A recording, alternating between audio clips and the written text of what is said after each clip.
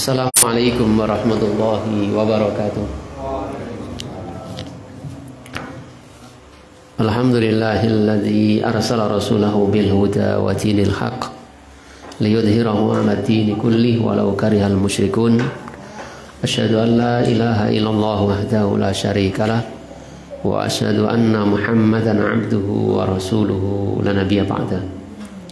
Allahumma salli ala Muhammad wa ala ali Muhammad kama sallaita ala Ibrahim wa ala ali Ibrahim wa barik ala Muhammad wa ala ali Muhammad kama barakta ala Ibrahim wa ala ali Ibrahim innaka Hamidum Majid.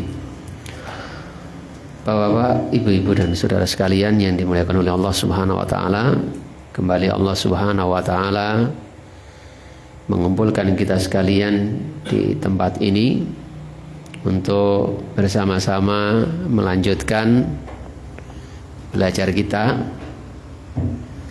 bersama-sama membaca sejarah kehidupan Rasulullah Sallallahu Alaihi Wasallam, panutan dan junjungan kita. Semoga dengannya kita semakin dekat dengan Rasulullah, semakin bisa merasakan apa yang terjadi pada diri Rasulullah, sehingga menjadikan kita lebih tambah cintanya kepada Rasulullah, dan semoga Allah Subhanahu wa taala mengumpulkan kita sekalian bersama beliau di surganya kelak. Amin. Bapak-bapak, ibu-ibu dan saudara sekalian yang dimuliakan oleh Allah Subhanahu wa taala, kita sampai pada bahasan yang kedua, yaitu Ar-Risalah. Jadi kerasulan Nabi Shallallahu Alaihi Wasallam. Jadi setelah Nabi Shallallahu Alaihi Wasallam menerima wahyu yang pertama di Gua Hira, sebagaimana yang sudah kita sama-sama ketahui kemarin, setelah itu terjadi fatrah, terjadi terhentinya wahyu, masa terhentinya wahyu. Jadi setelah pertama itu nggak turun wahyu, sampailah sebagaimana yang diceritakan oleh Rasulullah Shallallahu Alaihi Wasallam, sebagaimana dikabarkan oleh Ibnu Syihab telah mengkabarkan kepadaku Abu Salamah bin Abdurrahman bahwasanya Jabir bin Abdullah Al Ansari, dia berkata, dan dia menceritakan masa terhentinya wahyu. Dia mengatakan di dalam hadisnya, di mana Rasulullah mengatakan bainama ana amshi, ketika aku berjalan di tengah padang pasir, itsami'tu sautan minas sama'i, tiba-tiba aku mendengar suara dari langit. Farafa'tu basori, lalu aku mendongakkan pandanganku ke atas. Fa'idal malakul ladzi ja'ani bi Hira jalisun ala kursiyin bainas sama'i wal ardi. Tiba-tiba aku melihat malaikat yang pernah mendatangi aku di Gua Hira itu duduk di kursi antara langit dan bumi. Fara'ibtu minhu, lalu aku merasa takut dari penglihatan Nabi SAW kepada malaikat Jibril itu. Nabi merasa takut. Faraja'tu, lalu aku pulang. Fakultu, dan aku berkata, yakni kepada Khadijah, zammiluni, selimutilah aku. Seperti rasa gemetar ketika bertemu dengan malaikat Jibril yang pertama. Rasulullah SAW pulang dan berkata kepada istrinya, zammiluni, selimutilah aku. Fa anzalallahu ta'ala, lalu Allah Subhanahu wa taala turunkan wahyu kepada beliau SAW, ya ayyuhal mudaththir kum fa'anzir, sampai warujza fahjur. Ya ayyuhal mudaththir, wahai orang yang berselimut, kum fa'anzir, bangunlah dan berilah peringatan. Warujza fahjur, sampai akhir itu, sampai ila qauli ta'ala, sampai firman Allah Ta'ala, warujza fahjur, dan perbuatan dosa maka tinggalkanlah. Maka setelah itu mulai wahyu Allah turun berangsur-angsur kepada Nabi Sallallahu Alaihi Wasallam. Bapak-bapak, ibu-ibu dan saudara sekalian yang dimuliakan oleh Allah Subhanahu Wa Taala, faedah apa yang bisa kita dapatkan dari masa fatrah ini, masa terhentinya wahyu ini. Disebutkan oleh penulis di sini bahwasanya hikmah dari fatrah ini, fatratul wahyu ini, terhentinya wahyu ini adalah agar supaya hilang dari Nabi Shallallahu Alaihi Wasallam rasa takutnya, rasa khawatirnya ketika menerima wahyu pertama di Gua Hira. Jadi terhentinya wahyu agak panjang itu agar kondisi Nabi yang khawatir, yang takut ketika bertemu malaikat Jibril di Gua Hira itu hilang. Ya, Kak, itu hilang dan menjadi tenang. Gitu. Jadi itu hilang, maka tatkala hilang rasa takut ini, maka akan memunculkan ketenangan. Nah, sudah tidak takut, tenang. Selain itu juga agar supaya nampak kepada Nabi SAW sebuah kebenaran. Ketika Nabi SAW dapat wahyu pertama, kemudian oleh Khadijah diajak ke siapa? Naufal, pendeta Waraqah bin Naufal, mama misanan Khadijah ya, disampaikan kebenaran itu, ya benar, sehingga Nabi SAW tahu. Ya, jadi setelah tersingkapnya sebuah kebenaran, nampak hakikat kebenaran, dan Nabi SAW kemudian rindu akan hal itu, gitu, nah, menunggu-nunggu seperti itu kan. Wah, ini suatu kebaikan, suatu kebenaran. Dia ingin mendapatkan lagi kebenaran. Dia tunggu-tunggu itu. Tunggu-tunggu datangnya wahyu berikutnya. Dan dia tentu saja sudah mulai mempersiapkan diri. Ya. Mempersiapkan diri jikalau Jibril datang untuk yang kedua kalinya. Kan, gitu. Tapi ternyata ketika melihat Jibril, masih saja ada rasa takut. Itu wajar. Gitu aja. Ya, karena memang belum kenal. Gitu. Dan orang nggak bisa bayangkan ada makhluk-makhluk langit itu di kursi itu kan. Ini bukan kejadian yang biasa gitu loh. Ada orangnya duduk di atas langit. Ini tentu bikin opo gitu, gemeter gitu, nggak disangka-sangka. Kemudian selain itu juga di antara hikmah terhentinya wahyu ini yaitu menguatkan kepada kita sekalian, menguatkan ya keyakinan pada kita sekalian bahwasanya wahyu itu urusan Allah Subhanahu wa taala. Ya, bahwasanya mau turun sekarang besok dan sebagainya ini adalah kuasa dan atas kuasa Allah Subhanahu wa taala, bukan kuasa Nabi Muhammad sallallahu alaihi wasallam. Jadi Nabi SAW merindukan, pengen sebagainya, tapi ternyata wahyu enggak datang. Ini menunjukkan bahwasanya urusan wahyu itu urusan Allah Subhanahu wa taala. Kapan dia turunkan gitu, sesuai dengan kehendaknya. Makanya ini juga sebuah bantahan oleh orang-orang yang kemudian mengaku menerima wahyu, seakan-akan bisa merintah Jibril gitu. Orang yang kadang mengaku punya khodam itu membantu dia. Gitu. Dia bisa suruh-suruh khodamnya gitu. Ada yang mengatakan khodamnya malaikat. Nah, Nabi aja nggak bisa menyuruh Jibril gitu. Nabi menginginkan wahyu, malaikat juga nggak datang gitu. Jadi memang ini atas kendali Allah Subhanahu wa taala. Wahyu itu atas kuasa Allah, bukan kekhususan siapa-siapa. Ini kekhususan Allah Subhanahu wa taala, bukan juga malaikat Jibril.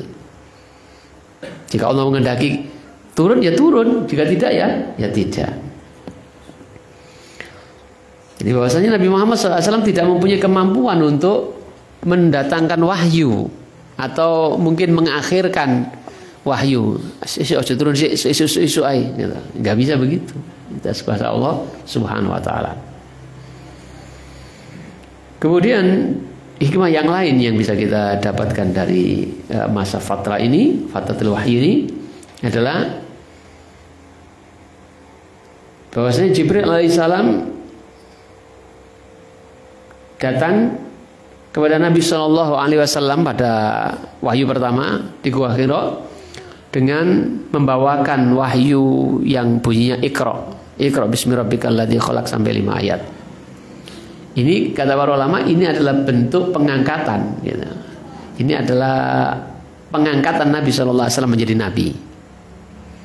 Kemudian pada yang kedua, ya al mudaththir kum fa'andzir, ini adalah pengangkatan beliau sebagai Rasul. Ya, pengangkatan Nabi Shallallahu Alaihi Wasallam sebagai Rasulullah Muhammad Shallallahu Alaihi Wasallam itu sebagai utusan Allah Subhanahu Wa Taala. Nah, ini memberikan faedah kepada kita sekalian akan tahapan-tahapan itu. Jadi semua itu harus dilalui dengan tahapan-tahapan. Dan ini hal yang dilakukan dengan tahap demi tahap ini jadinya akan baik. Berbeda dengan langsung berak gitu, beda. Orang kalau ngaji bertahap sedikit demi sedikit, rutin, semangatnya bertambah teman-teman, akan langgeng. Beda dengan semangatnya menggebu-gebu sampai pakaiannya berubah, ininya berubah semuanya gitu. Tahu-tahu biasanya langsung pleng gitu ya, mundur disian. Ya, gitu. Jadi sing meledak-ledak itu gampang ngobos biasanya. Jadi harus bertahap. Sebagaimana wahyu turun juga bertahap. Bahkan sebagaimana tahapan dalam pengangkatan Nabi Shallallahu Alaihi Wasallam sebagai Nabi misalnya diawali dengan Nabi Shallallahu Alaihi Wasallam suka menyendiri, kemudian tahapan berikutnya mimpi-mimpinya menjadi kenyataan gitu. Kemudian tahap berikutnya turun wahyu pertama, kemudian setelah itu, setelah pengangkatan turun wahyu pertama sebagai Nabi, kemudian jadi Rasul. Nah seperti itu. Nah seperti itu, kita juga seperti itu. Ya sebelum kita ngajar ya belajar dulu, belajar. Jadi langsung ngajar, belajar dulu, baru ngajar, berdakwah dan seterusnya. Ya, pokoknya ojo main gas wae gitu ya, bertahap lah gitu. Ya, ngumpoban itu ya ngono, alon-alon dhisik. Mandi junub itu juga seperti itu. Ada tahapannya kebiur ae, ya ora apa-apa jadi kebiur. Ada tahapannya kan, ada tahapan-tahapannya. Wudu juga ada tahapan-tahapannya, semuanya.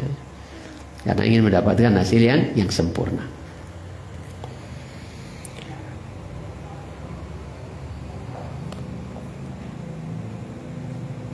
Dan itu pula yang dilakukan Nabi Shallallahu Alaihi Wasallam kepada Mu'ad bin Jabal ketika beliau mengutus Mu'ad berdakwah ke negeri Yaman.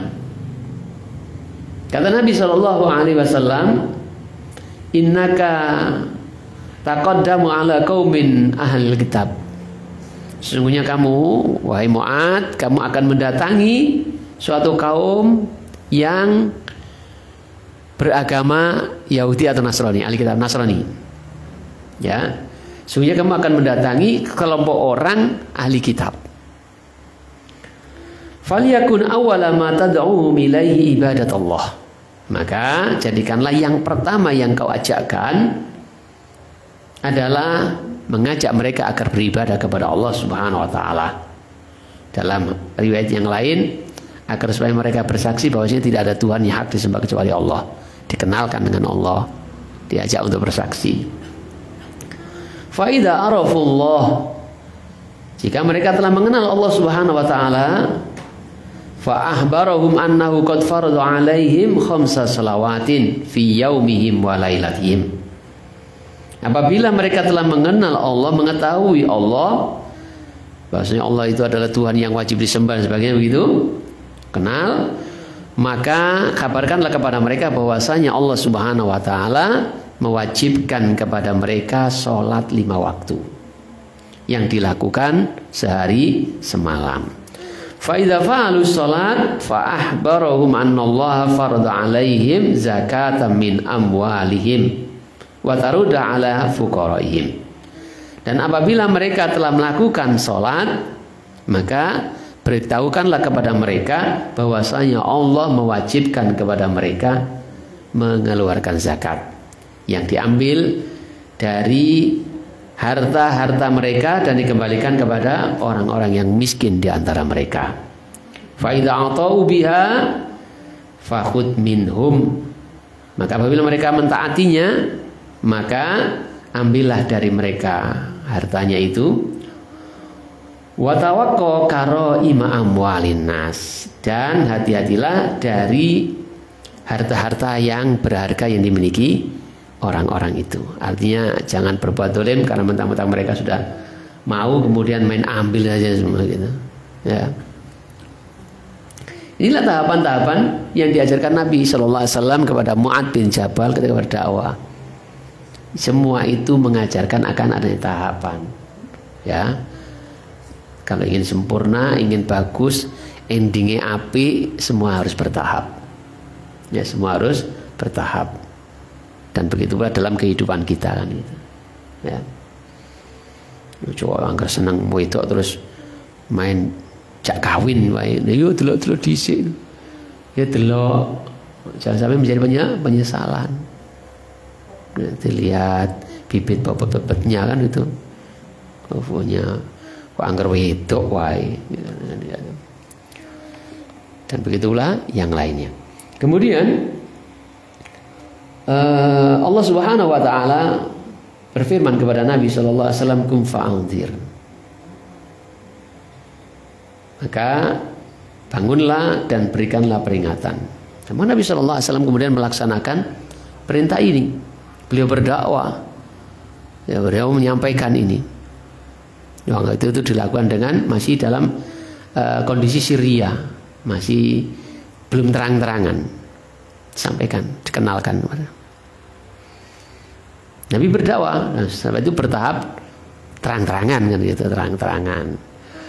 Setelah Allah perintahkan terang-terangan, sampaikan terang-terangan sampai itu terang-terangan. Dan Nabi SAW melakukan sepanjang kehidupan beliau kurang lebih 20 tahunan berdakwah menyampaikan agama ini. Dan ini bukan sebuah kekhususan untuk Nabi SAW. Perintah berdakwah ini bukan khusus untuk Nabi. Kum fa'anzir, bangun dan berikanlah peringatan, ini bukan khusus untuk Nabi, tapi untuk semua kita umatnya juga. Sebagaimana kita bersih-bersih, suci-suci dari pakaian kita, wasiyabaka fatahhir, ya sesuai dengan ayat itu, wasiyabaka fatahhir, maka sucikanlah pakaianmu. Kita senang membersihkan pakaian kita, yang mensucikan pakaian kita, nggak mau pakaian kita kotor. Maka demikian seharusnya kita berdakwah.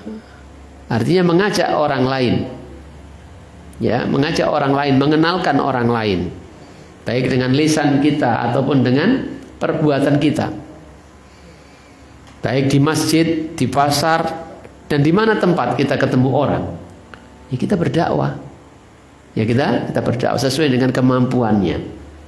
Sekali lagi, kalau dengan pakaian kita saja berusaha untuk membersihkannya, mensucikannya, gitu.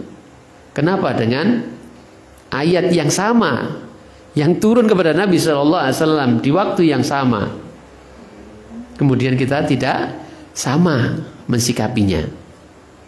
Dengan pakaian semangat membersihkan, tapi dengan dakwah masih beserana Pak Ustadz. Kenapa begitu? Pak Ustadz hanya bisa ngomong ketika terkumpul orang-orang seperti ini, ngomong di masjid pula, gitu. Tapi kita bisa melakukannya di mana saja, karena dakwah ini nggak bisa disonggo dengan 1-2 orang. Ini adalah pekerjaan yang proyek yang besar. Dakwah itu proyek besar, nggak bisa dipikul oleh 1-2 orang. Makanya kewajiban itu kepada semua orang, kepada kaum muslimin seperti kita sekalian ini, tentu sesuai dengan kemampuan masing-masing, mengenalkan Islam ini kepada orang-orang di sekitar kita. Banyak orang Islam yang belum kenal Islamnya, ya, banyak orang Islam yang belum melaksanakan kewajibannya, banyak orang Islam yang belum tahu kalau itu diwajibkan oleh Allah, itu dilarang oleh Allah Subhanahu wa taala. Nah, itu kewajiban kita untuk mendakwahinya, ya, untuk mendakwahinya dengan lisan kita, dengan perbuatan kita, ya, dengan lisan kita, ya, kita sampaikan apa yang kita ketahui, atau kita ajak dia untuk datang ke majelis taklim, ya, dengan perbuatan, ya, kita tunjukkan perubahan yang ada pada diri kita setelah mengetahui, kita semakin menjadi pribadi yang simpati, bukan pribadi yang menakutkan seperti hari-hari kemarin. Jangan setelah mengetahui hukum Islam setelah ngaji malah menakutkan. Artinya yang ingin saya tekankan di sini adalah perintah Allah Subhanahu wa taala berdakwah itu sama ya dengan perintah membersihkan pakaian. Ya ayyuhal mudatsir, wahai orang yang berselimut, kum fa'anzir, bangun dan berikanlah peringatan. Wa siyabaka fatahhir, dan terhadap pakaianmu hendaknya kau sucikan. Wa rabbaka fakabbir, ya wa rabbaka fakabbir dulu ya. Wa rabbaka fakabbir, maka terhadap Tuhanmu maka agungkanlah.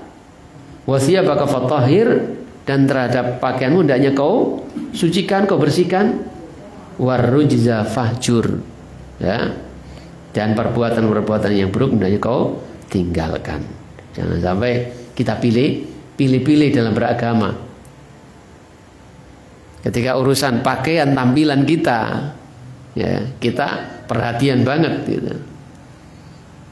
Nggak mau nampak kotor pada tampilan kita, acak-acakan dan tampilan kita. Tapi dalam perintah berdakwah, memberikan peringatan, kita nggak seperti itu, nggak begitu perhatian. Jangan sampai seperti itu. Karena ayat-ayat ini turun bersamaan kepada Rasulullah SAW, ya, ketika beliau ketemu malaikat Jibril kemudian pulang selimutan. Jadi turunnya wahyu itu berbeda-beda. Turunnya wahyu itu berbeda. Kadang-kadang malaikat Jibril itu datang langsung menyerupai wujud manusia seperti yang terjadi di Gua Hiro, atau ketika Rasulullah SAW sedang bersama-sama dengan para sahabat, yang kemudian seperti riwayat dari Umar bin Khattab, dia datang menempelkan lutut dengan lutut Nabi, bertanya tentang Islam, tentang iman, dan seterusnya. Itu menjelma menjadi sesosok manusia yang kata Umar bin Khattab tidak nampak padanya bekas-bekas perjalanan jauh, tapi juga tidak ada dari kita ini yang kenal dia, gitu. Kayak bukan orang jauh, tapi nggak ada yang kenal, gitu. Jadi malaikat Jibril kadang-kadang turun langsung memberikan wahyu, membacakan kepada Nabi SAW. Kemudian bisa juga kadang-kadang Nabi menerima wahyu dalam kondisi seperti mendengar suatu gentah, gitu. Dan kalau kondisi seperti ini Nabi SAW merasa berat, rasanya berat sampai keringetan gitu. Ketika naik kendaraan sampai tertunduk kendaraannya, gitu. Saya kayak gemetar gitu. Sangat pengaruh turunnya wahyu itu dan lain sebagainya. Kemudian Bapak-bapak, Ibu-ibu dan saudara sekalian muliakan oleh Allah Subhanahu wa taala, itu poin-poin yang bisa kita baca terkait dengan